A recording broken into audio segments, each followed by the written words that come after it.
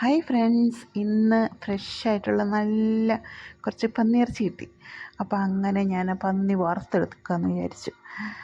എണ്ണയൊന്നുമില്ലാതെ already അതിനകത്ത് എണ്ണയുണ്ടല്ലോ. അപ്പോൾ അങ്ങനെ അത് നന്നായിട്ട് കഴുകി വൃത്തിയാക്കി ഞാൻ കുക്കറിലേക്ക് മാറ്റാനായിട്ടിരിക്കുന്നു.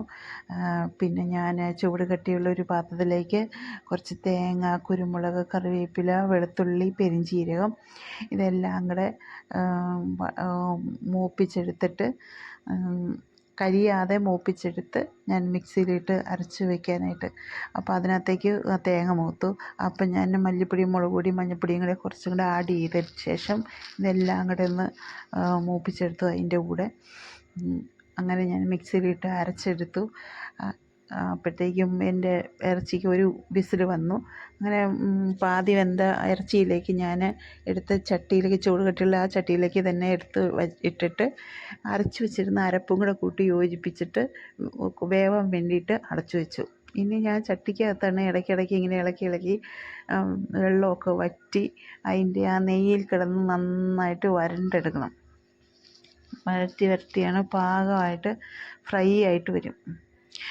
അങ്ങനെ ഞാൻ അതിൻ്റെ പണിയിലാണ്. ഇടയ്ക്ക് നല്ല കാറ്റും മഴയായതുകൊണ്ട് കറണ്ടിൻ്റെ പ്രശ്നം വന്നിട്ടുണ്ട്.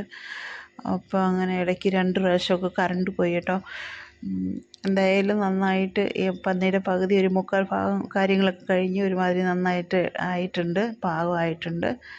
അപ്പോൾ ടൈമായി, എല്ലാവർക്കും കഴിക്കാനും ഒക്കെ സമയമായിട്ടുണ്ട്. ഞാനതൊരു പ്ലേറ്റിലേക്ക് എടുത്ത് വയ്ക്കാമെന്ന് വിചാരിച്ചിട്ട് ചട്ടിയിൽ നിന്ന് ഞാനെടുത്ത് ഓഫ് ചെയ്യാൻ പോവാണ്. ഇനിയിപ്പം നന്നായിട്ട് വരണ്ട് വന്നിട്ടുണ്ട്.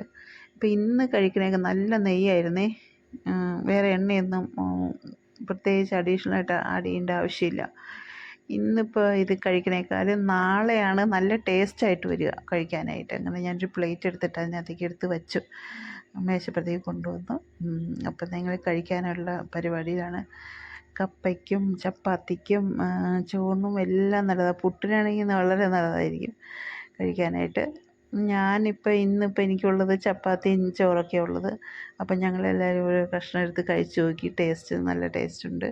ഞാനൊരു ശകലം ചോറും എടുത്തിട്ട് 2 കഷ്ണം ഇറച്ചിയും കൂടെ എടുത്ത് കഴിച്ച് നോക്കി. നല്ല വെന്ത് സൂപ്പറായിട്ട്, ഒരുപാട് വെന്തങ്ങ് ഇതായി പോരുത്, അലിന്ന് പോയാൽ കൊള്ളത്തില്ല. കുറച്ച് കടിക്കാൻ കിട്ടണം. അങ്ങനെ കഴിച്ച് നോക്കുമെന്ന്.